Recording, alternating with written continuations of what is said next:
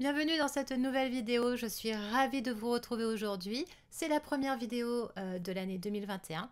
Alors je vais vous souhaiter une bonne année, même si nous sommes à la fin du mois de janvier. Donc je vous souhaite une bonne année créative, je vous souhaite de faire de beaux projets. Je vous souhaite surtout d'être et de rester en bonne santé. Alors je suis Aglaé Laser, je suis présente sur les différents réseaux sociaux sous le nom d'Aglaé Laser. Je suis sur Facebook, Instagram, Pinterest. Je tiens le blog tricocotier.com et j'envoie une newsletter chaque semaine, une à deux newsletters d'ailleurs, ça dépend des semaines, aux abonnés au blog. Si vous n'êtes pas abonné, écoutez, je vous propose de vous abonner. Donc tous les liens dont je parle, Facebook ou Instagram ou tout ce que je dirai par la suite dans cette vidéo, tous les liens vous les retrouvez sous la vidéo. Alors aujourd'hui c'est une vidéo un petit peu particulière parce qu'il y a beaucoup de gens qui se sont inscrits à la chaîne YouTube et donc c'est pour vous que je fais cette vidéo aujourd'hui parce que j'avais envie un petit peu plus de me présenter, vous raconter un petit peu ma vie de crocheuse, tricoteuse et même de couture. Alors écoutez, c'est parti, on y va.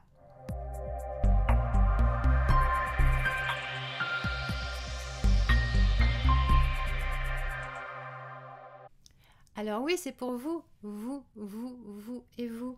Oui, je vois bien. Il y a quelques timides dans le fond et c'est pour vous que je fais cette vidéo parce que comme ça, peut-être que vous allez oser mettre des commentaires parce que vous vous rendrez compte qu'on a peut-être la même histoire au niveau du tricot, du crochet et pourquoi pas de la couture.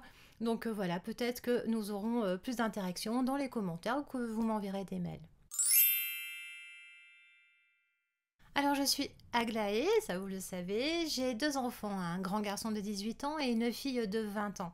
Je vis sur la côte normande, donc je suis tout près de la mer et par contre je suis tout en haut d'une falaise. Voilà.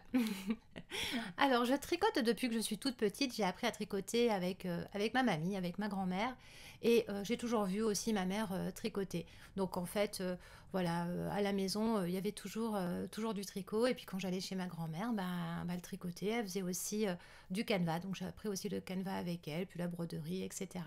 Donc c'est vraiment avec elle que j'ai appris le tricot. Euh, mais en fait, comme beaucoup, j'imagine, j'ai tricoté quand j'étais petite, mais je me suis arrêtée ensuite quand j'étais adolescente, etc. Et je me suis vraiment remise au tricot quand j'ai appris que j'étais enceinte. Donc là, ça y est, je voulais faire tout un tas de choses, des couvertures, la layette, etc. C'est aussi à ce moment-là que j'ai commencé le crochet. J'avais envie de découvrir quelque chose de nouveau. Et ensuite, j'ai tricoté comme ça, jusqu'à ce que mes enfants soient je sais plus, peut-être ils avaient 3 4 ans, voilà, quand mon deuxième avait 3 4 ans. Après, j'ai arrêté en fait parce on a plein de choses, le travail, les enfants en bas âge, etc. C'est un petit peu compliqué, donc j'avais moins de temps pour faire ça, pour faire du tricot et du crochet. Par contre, ce qui s'est passé, c'est que très rapidement, j'ai toujours aimé créer des modèles. J'arrivais pas à suivre les explications. Il fallait toujours que je rajoute quelque chose, que je modifie une encolure, que je rajoute des rayures, je rajoute des torsades, voilà, j'aimais bien. Et puis, des fois, il y a des modèles. Alors, à l'époque, il y avait que Fil d'Art et Bergère de France, donc j'avais envie d'autre chose. Alors, je connaissais pas encore tout ce qui était tricot en rond, etc. Hein. Là, je vous parle il y a une quinzaine d'années, plus d'une quinzaine d'années, entre 15 et 20 ans. Ça rajeunit pas. Mais voilà, il n'y avait pas tout ça. Donc je faisais du tricot en morceaux, je savais lire les explications fil d'art qui ne sont pas toujours très faciles. Et puis voilà, j'avais envie, j'essaie quand même de modifier certaines choses. C'est vrai que dans les explications fil d'art, il y a des choses des fois qui ne sont pas tout à fait jolies pour les finitions. Donc je modifiais tout un tas de choses. Et ce que j'aimais bien aussi, c'était de faire crochet et tricot ensemble. C'est-à-dire que par exemple pour ma fille, j'aimais bien faire des pulls ou des cardigans et puis je finissais soit l'encolure, soit la boutonnière avec du crochet. Voilà, j'aimais bien mixer les deux. Donc je sais qu'il y a des gens qui suivent les explications vraiment très très bien et puis d'autres qui sont un peu comme moi et qui partent un peu dans tous les sens pour faire vraiment ce qu'elles ont dans la tête. Voilà. Bon, à l'époque, évidemment, je ne notais rien du tout. Hein, c'était pas comme aujourd'hui où là, je crée des modèles.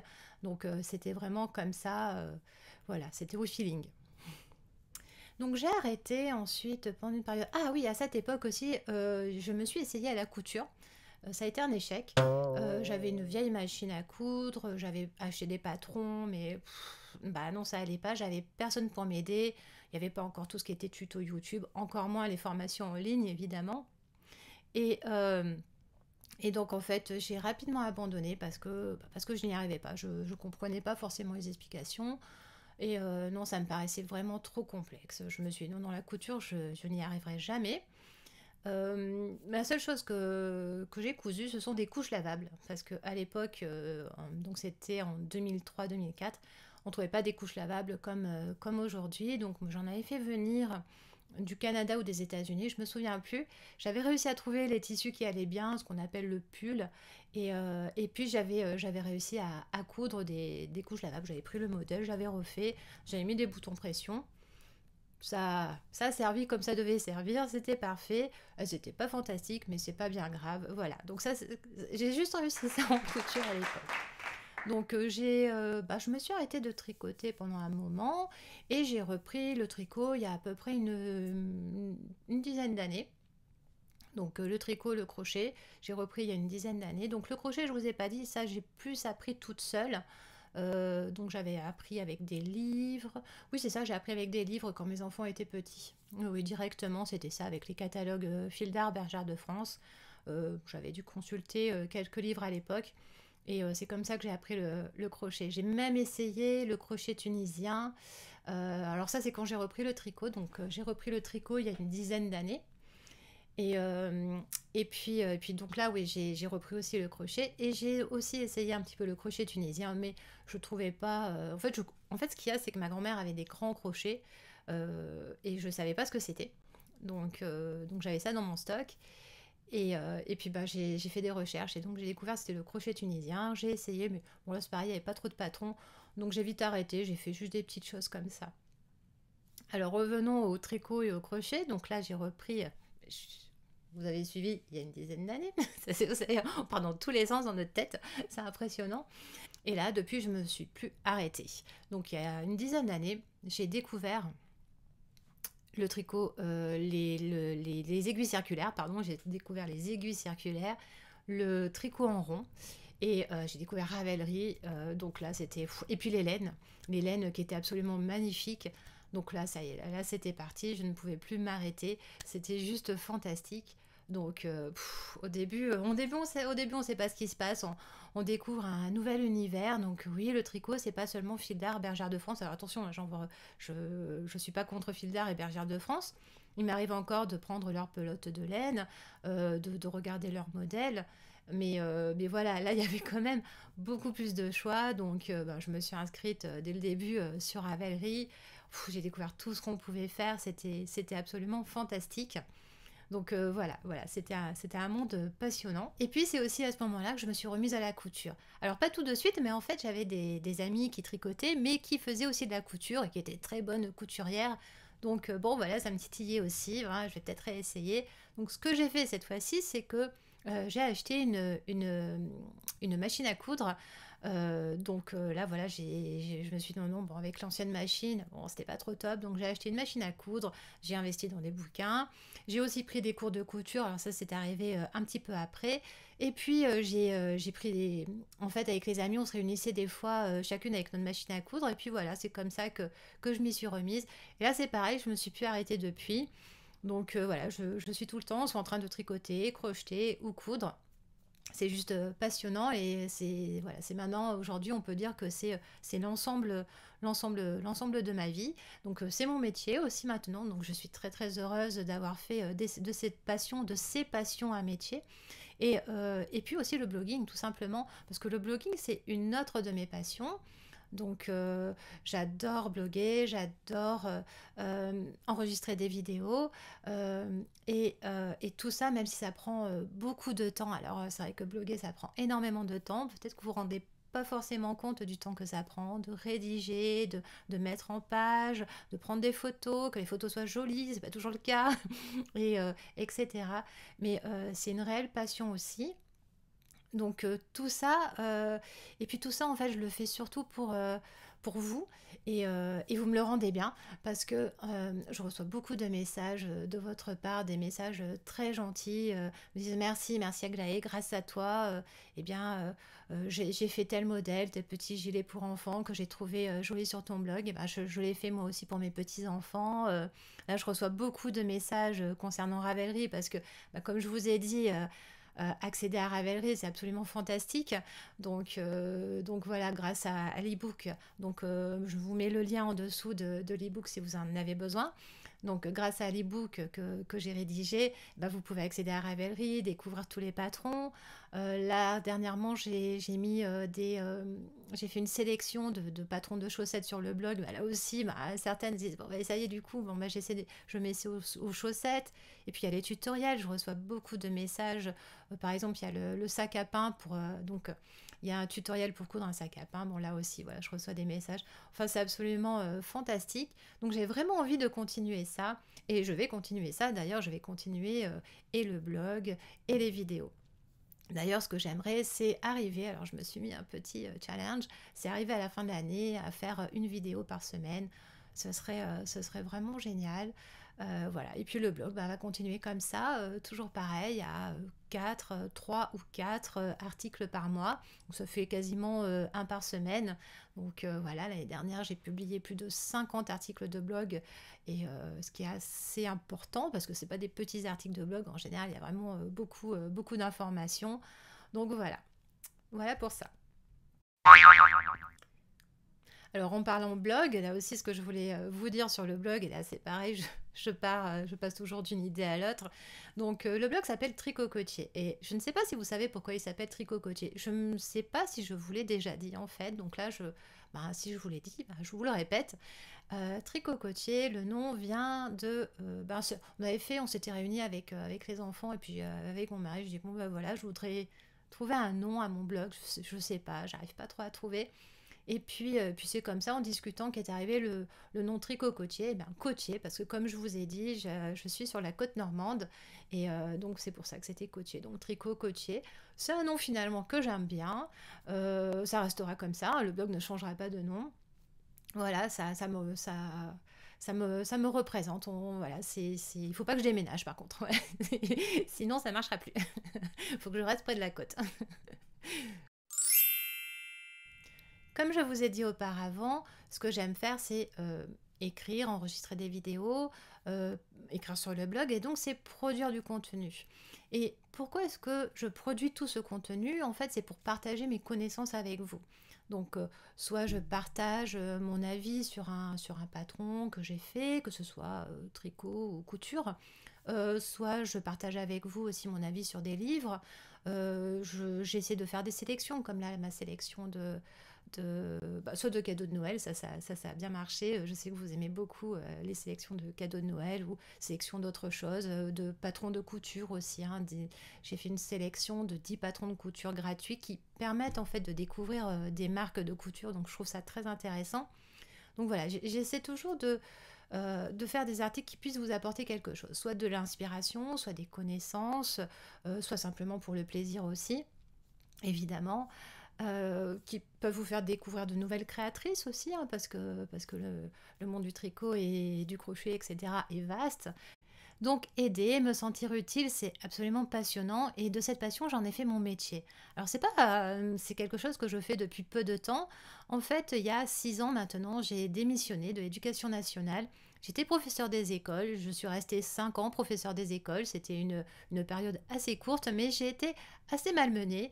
Donc j'ai démissionné, et je ne regrette pas. C'est triste à dire, mais je ne regrette pas puisque maintenant ma vie est juste mieux. Je suis plus en harmonie avec moi-même, on peut dire ça comme ça. Euh, c'est au cours de ces années d'enseignement que j'ai commencé à développer mes 2 maladies chroniques. Donc j'ai une fibromyalgie et une spondylarthrite.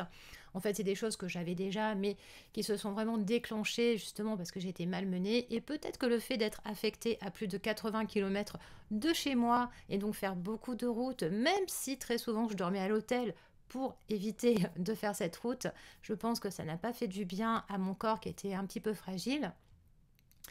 Donc j'ai développé ces maladies chroniques et j'ai démissionné parce que j'étais trop fatiguée et puis de toute façon je voyais pas trop, voilà, ça se passait pas bien, voilà, ça se passait pas bien. Donc ensuite je me suis occupée de mes problèmes de santé qui étaient quand même, graves. J'ai passé quelques années à m'occuper de ces problèmes de santé. D'ailleurs, vous, dans les très vieilles vidéos, vous pouvez voir souvent, je me plains parce que j'ai mal à droite à gauche, c'est pas très rigolo, mais je vous dis, ah ben je peux pas tricoter parce que j'ai mal à la main, etc. Et, euh, donc je me suis d'abord occupée de mes maladies chroniques. Si vous êtes intéressé pour savoir quel a été mon parcours, eh bien, j'ai écrit un très long article de blog. Je vous mets là aussi le lien en dessous. Et je vous explique un petit peu ce que j'ai fait pour aller mieux. Et bah, une fois que j'allais mieux, bon, il fallait quand même que je me rende à l'évidence, je ne peux plus travailler en entreprise, hein. J'ai eu plusieurs métiers, les autres métiers, je ne peux pas non plus les faire, c'est assez compliqué. Donc voilà, donc aujourd'hui, j'ai créé mon métier, c'est un métier passionnant, c'est de partager mes connaissances. Finalement, on reste un petit peu dans l'enseignement. Au lieu d'enseigner à de jeunes enfants, eh ben, j'enseigne à des adultes et j'enseigne mes passions à des adultes. Donc c'est très bien aussi. Donc aujourd'hui, je suis absolument très heureuse parce que j'apprends aux gens à tricoter, à crocheter. C'est juste formidable. Et justement, j'ai vraiment envie de développer encore ce côté-là de l'enseignement puisque j'ai prévu des choses pour cette année. Donc là, c'est un petit peu, voilà, c'est les projets 2021. Donc projet 2021, alors, je me suis fait un planning, j'ai passé pas mal de temps là au moment de Noël, etc. Et puis début janvier, je me suis dit, cette année, je pars pas dans tous les sens. On essaie de ne pas partir dans tous les sens. On fait des choses à peu près structurées, alors parce que je partirai forcément dans tous les sens quand même, mais on va essayer quand même de faire des choses structurées. Donc j'ai prévu de créer des formations en ligne. Alors maintenant que je vous le dis, bah, je suis obligée de les faire, mais ça fait déjà très très longtemps que j'y pense. Ça fait des mois, voire même plus que ça. Maintenant, on est au-delà des mois. Oui, ça fait 1 an et demi que j'y pense. Donc, j'ai vraiment envie de créer des formations de crochet en ligne. Voilà, c'est quelque chose qu'on me demande très souvent. Donc, je sais déjà comment ça va se présenter, etc. Maintenant, bah, il ne me reste plus qu'à le mettre, à mettre tout ça, à créer la formation, quoi. Voilà, voilà. Alors j'espère que ça va vous plaire. C'est vraiment les gros projets de 2021. Et puis en parallèle, je vais bien sûr continuer à créer des designs. Donc les nouveaux patrons vont arriver. Il y a un patron qui va arriver au mois de février. Un autre, donc le premier, ce sera un patron au crochet. D'ailleurs, il est là. Et je vous le montre pas plus. Et puis il y a aussi un patron au tricot qui va arriver au mois de mars. Il y a d'autres patrons qui sont aussi en cours de création. Donc voilà, l'année dernière vous avez beaucoup aimé le châle au crochet Eliana, il a eu beaucoup de succès. L'étole bien aimée, alors là, ça a été incroyable, énormément de tricoteuses qui l'ont apprécié, donc c'est juste fantastique. Donc voilà, vous êtes toujours plus nombreuses à me faire confiance sur tout ce qui est patron. Donc bah, je continue comme ça. Alors j'ai un rythme très lent dans la création, mais c'est vrai que comme je vous ai dit, euh, ce que j'aime, c'est transmettre, etc. Donc j'aime bien que mes patrons soient extrêmement détaillés, voilà, qu'il y ait absolument tout dans les patrons, sans qu'il soit utile, pardon, d'aller chercher un tutoriel de ceci ou de cela sur un autre site. C'est quand même bien d'avoir tout dans son patron. Voilà. Et puis, bien sûr, je vais continuer les tricotés virtuels. Alors, les tricotés virtuels, c'est juste génial parce on discute tricot, crochet, et puis d'autres choses, hein, de tout ce qui nous passe par la tête avec d'autres personnes. Et c'est vrai qu'en ce moment, où on voit pas trop de monde, où on peut pas se voir avec les autres tricopines habituelles, et ben c'est super sympa. Donc, puis on se fait de nouvelles connaissances aussi, donc c'est bien. Alors, les tricotés virtuels sont accessibles aux personnes qui ont pris un abonnement Mérinos, Alpaga ou Cachemire sur le blog. Donc les liens sont en dessous aussi. Et sinon, c'est sur le blog Tricot Coaché. Donc vous allez trouver dans le menu, c'est la section, c'est l'onglet bonus. Là, vous verrez, tout est expliqué, pourquoi ces abonnements sont mis en place. Et aussi c'est là que vous pouvez choisir, vous verrez les bonus. Les bonus, si vous prenez un des abonnements, à quel bonus vous avez droit, dont l'accès au serveur Tricot Coaché. Donc on discute tous les jours déjà juste comme ça, et on se retrouve régulièrement pour des tricotés virtuels, parfois l'après-midi, parfois le soir. En fait, il y a un calendrier là qui est programmé, et j'essaie de contenter tout le monde, donc c'est pour ça que les horaires varient. Et c'est juste génial, on en a fait un là il y a 2 soirs, on a bien rigolé. À chaque fois, ça donne une pêche, ça donne une énergie. Voilà, c'est juste très très bien. On se donne des conseils. Voilà, bah, c'est comme dans la vraie vie, sauf qu'on est chacune derrière son écran, on se voit. Alors des fois, certaines personnes ont des problèmes de vidéo, hein. Peut-être vous allez me dire ça, oui, moi j'ai pas de vidéo, etc. Bah, c'est pas grave, en fait, on se débrouille. Il y en a qui sont là et puis qui écoutent, mais juste d'écouter, en fait, c'est juste sympa. Et puis sinon, bah, elles se débrouillent quand même pour communiquer avec nous par écrit. Donc voilà, on passe de bons moments, j'aime bien. Je me suis fait de nouvelles copines, tout simplement.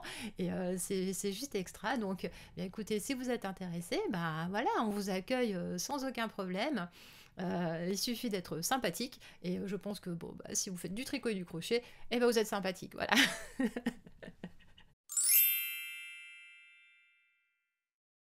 Et bien voilà, je suis ravie d'avoir fait cette vidéo où je ne vous ai rien présenté, mais c'était, voilà, je voulais qu'on fasse un peu plus connaissance.